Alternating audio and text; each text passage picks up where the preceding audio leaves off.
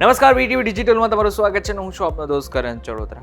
હવે વરસાદની સિઝન તો આવી ગઈ છે અને ખાસ કરીને ગુજરાતના અલગ અલગ વિસ્તારોમાં સારો એવો વરસાદ પડી રહ્યો છે. જો કે હજુ પણ કેટલાક એવા વિસ્તારો છે કે જ્યાં વરસાદના નામે કંઈ જ નથી, જેમ કે કચ્છના કેટલાક વિસ્તારો, ઉત્તર ગુજરાતના કેટલાક વિસ્તારો. પરંતુ મહત્વની વાત તો એ છે કે હવે આગળના સમયમાં ઘણી બધી જગ્યા પર વરસાદ આવવાનો છે અને આગળના સમયમાં 3-4 દિવસ બાદ ગુજરાત સહિત ઘણા બધા જિલ્લાઓની અંદર તડકો પડવાનો છે, ગરમી વધવાની છે. ત્યારે કઈ જગ્યાઓ પર વરસાદ આવવાનો છે અને આગળના સમયમાં ક્યારે વરસાદ જવાનો છે એની વાત આજના વિડીયોમાં કરવાના છે. આમ જોવા જઈએ તો 30 તારીખની આસપાસ એટલે કે 30 જૂન સુધીમાં આખા ગુજરાતને ચોમાસું કવર કરી લેવાનું હતું, પરંતુ આજે ચોમાસું છે એ લગભગ 7 દિવસ મોડું કહેવામાં આવી રહ્યું છે. એટલે કે 7 જુલાઈની આસપાસ જે ચોમાસું છે એને ગુજરાતને કવર તો કરી લીધું છે, પરંતુ કચ્છ જેવા કેટલાક વિસ્તારો છે કે જ્યાં ખાસ કરીને વરસાદનો છાંટો પણ નથી દેખાઈ રહ્યો. ત્યાં ઘણી બધી નદીઓ છે કે જે સુકાવા લાગી છે અને બીજી બાજુ સુરત જેવા વિસ્તારો છે કે જ્યાં આજે સવારથી સતત વરસાદ પડી રહ્યો છે. એટલો વરસાદ પડી રહ્યો છે કે જેને જ કારણે ત્યાં ઘણા બધા લોકોના મોત થઈ ગયા છે. આની સાથે સાથે લોકોના ઘરોમાં પાણી પણ ઘૂસી ચૂક્યા છે. અમદાવાદ સહિતના કેટલાક વિસ્તારોની અંદર સવારથી સારો એવો વરસાદ દેખાઈ રહ્યો છે, તો બીજી બાજુ સૌરાષ્ટ્રના ઘણા બધા એવા વિસ્તારો પણ છે. એટલે કે જો કોસ્ટલ લાઇન એરિયા જોઈએ, એટલે કે જે દરિયાકાંઠાની જે વિસ્તાર છે ત્યાં ખાસ કરીને સારો વરસાદ છેલ્લા 2 થી 3 દિવસ દરમિયાન જોવા મળ્યો છે. મુંબઈ જેવા વિસ્તારોમાં તો અતિ ભારે વરસાદ દેખાઈ રહ્યો છે. પરંતુ હવે આગળના સમયમાં શું થવાનું છે? જો વિંડીની વાત કરીએ તો વિંડી શું કહી રહ્યું છે, એટલે કે વિંડીના માધ્યમથી આપણે થોડું સમજી લઈએ. અત્યારની જે પરિસ્થિતિ છે સુરત માટે સારી બિલકુલ નથી, કારણ કે સુરતમાં જે સિસ્ટમ સક્રિય થયેલી હતી એ સિસ્ટમ પહેલાં તો કઈ હતી, બંગાળની ખાડીમાં સિસ્ટમ સક્રિય થયેલી હતી, જેની અસર અત્યારે ગુજરાતમાં દેખાઈ રહી છે. કેટલો સમય દેખાવાના છે એની વાત પણ આજના વિડીયોમાં કરવાના છે. પરંતુ મહત્વની વાત તો એ છે કે સુરત સહિતના ખાસ એવા દક્ષિણ ગુજરાતના વિસ્તારોની અંદર ભારેથી અતિ ભારે વરસાદની આગાહી આજના દિવસ અને આવતીકાલના દિવસ પૂરતી કરવામાં આવેલી છે. એટલે કે 8 અને 9 તારીખ દરમિયાન સારો એવો વરસાદ પડવાની શક્યતાઓ અથવા તો અતિ ભારે વરસાદ પડવાની શક્યતાઓ છે. જો 8 તારીખની વાત કરવામાં આવે તો 8 તારીખે સુરત, નવસારી, વ્યારા અને આ ઉપર જોઈએ તો ભરૂચ જેવા વિસ્તારોની અંદર ખાસ કરીને વરસાદની આગાહી હાલ પૂરતી કરવામાં આવી રહી છે. પરંતુ 8 તારીખ બાદ ઘણા બધા વિસ્તારોની અંદર વરસાદ ગાયબ થઈ જાય એવી સ્થિતિ ઉત્પન્ન થઈ શકે છે. કારણ જે બંગાળની ખાડીમાં લો પ્રેશર સર્જાયું હતું એ સિસ્ટમ હવે ધીરે ધીરે આગળ વધી રહી છે, મધ્યપ્રદેશ તરફ ફંટાઈ રહી છે, જેને જ કારણે આગળના સમયમાં ગુજરાતમાં જે ચિત્ર છે, જે તમને અત્યારે વાદળછાયું દેખાઈ રહ્યું છે, સતત વરસાદ દેખાઈ રહ્યો છે, એમાં ચિત્ર સતત બદલાતું દેખાઈ શકે છે. અને આગળના સમયમાં 9 તારીખ આવતા ઘણો બધો જે વરસાદ છે એ ગાયબ થતો તમને દેખાઈ શકે છે. ક્યાં વરસાદ હજુ પણ 9 તારીખ આવી શકે છે? તો સુરત અને આસપાસના વિસ્તારોની અંદર, દક્ષિણ ગુજરાત, ડાંગ, વલસાડ, તાપી, આ બધા જ વિસ્તારોની અંદર 9 તારીખે પણ વરસાદ દેખાઈ શકે છે. સાથે સાથે જુનાગઢ, વેરાવળ, માંગરોળ, આ બધા વિસ્તારોની અંદર પણ વરસાદ દેખાઈ શકે છે.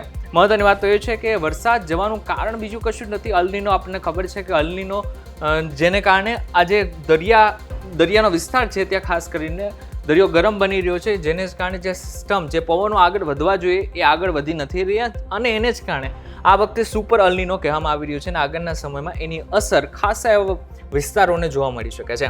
મહત્વની વાત તો એ છે કે 10 તારીખ આવતા પણ સ્થિતિ ક્યાંક ને ક્યાંક એવી ને એવી રહેવાની શક્યતાઓ છે. દક્ષિણ ગુજરાતમાં ફરી એકવાર વરસાદ દેખાઈ શકે છે. સૌરાષ્ટ્રના ખાસ એવા વિસ્તારોની અંદર દેખાઈ શકે છે વરસાદ. જો ખાસ કરીને ગુજરાતની જ વાત કરીએ તો ગુજરાતમાં કયા કયા વિસ્તારોની અંદર વરસાદ પડી શકે છે? જો 8 તારીખની વાત કરી લઈએ, 8 તારીખ આપણા માટે મહત્વની છે. 8 તારીખે કચ્છમાં અમુક જગ્યાઓ પર વરસાદ પડી શકે છે. બાકી બધા જ વિસ્તારોની અંદર કોઈ પણ પ્રકારનો વરસાદની આગાહી કરવામાં આવેલી નથી. દેવભૂમિ દ્વારકા, જામનગર, પોરબંદર, જુનાગઢ, ગીર સોમનાથ, દીવ, અમરેલી, ભાવનગર, રાજકોટ, બોટાદ, સુરેન્દ્રનગર અને મોરબી, આ કેટલાક એવા વિસ્તારો છે કે જ્યાં મધ્યમ વરસાદ પડી શકે છે.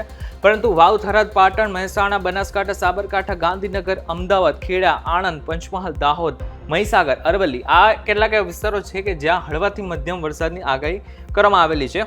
પરંતુ મહત્વની વાત તો એ છે કે ઠેક ઠેકાણે મધ્યમ વરસાદ થઈ શકે છે. જ્યારે સૌરાષ્ટ્રના ભાગોમાં કેવું છે, અમુક જગ્યાઓ પર વરસાદ થઈ શકે છે. જ્યારે જો મોટાભાગના બીજા વિસ્તારોની વાત કરીએ, એટલે કે વડોદરા, ભરૂચ, સુરત, નવસારી, દમણ, વલસાડ, દાદરાનગર હવેલી, તાપી, ડાંગ, નર્મદા, છોટાઉદેપુર, આ બધા એવા વિસ્તારો છે કે જ્યાં ભારે વરસાદની શક્યતાઓ 8 તારીખે પણ દેખાઈ રહી છે.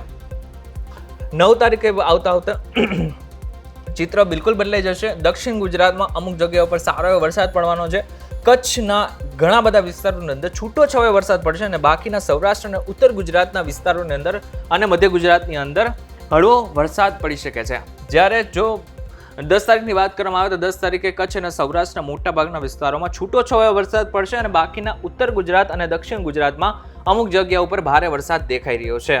11 તારીખ આવતા ચિત્ર બિલકુલ બદલાઈ જવાનું છે અને 11 તારીખ આવતા સૌરાષ્ટ્ર, મધ્ય ગુજરાત અને કચ્છના વિસ્તારોની અંદર ખાસ કરીને અને એમાં પણ વધારે ઉત્તર ગુજરાતમાં છૂટો છવાયો વરસાદ પડશે, પરંતુ દક્ષિણ ગુજરાતમાં વરસાદ યથાવત રહી શકે છે અને સારો વરસાદ ફરીથી 11 તારીખે પણ પડી શકે છે. 12 તારીખ આવતા જે તમને સફેદ પટ્ટો દેખાઈ રહ્યો છે એ કોઈ પણ જગ્યા ઉપર વરસાદ નહીં આવી શકે અથવા તો ઓછો વરસાદ આવશે.